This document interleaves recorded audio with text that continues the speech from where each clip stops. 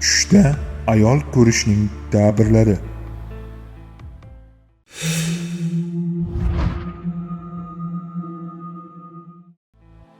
Tushdagi ayol dunyo ramzidir. Tushda keksa ayolni ko'rish pul va boylikdir.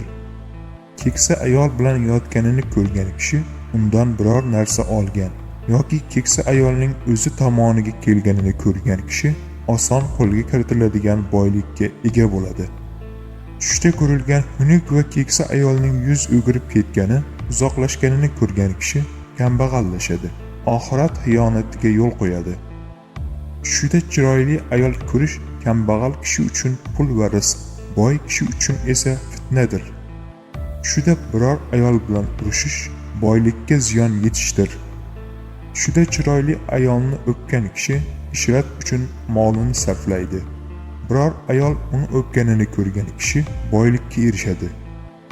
Tushda ko'rilgan notanish ayol tanishidan ko'ra yaxshiroqdir.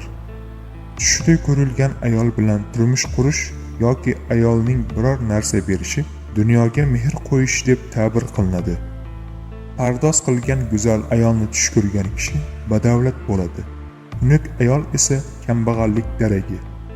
Tushda iymonsiz ayol ko'rgan kishining qo'liga harom mol tushadi. Tush ta'birlari bashorat emas, hamma narsani bilguvchi zot yolg'iz Allohdir.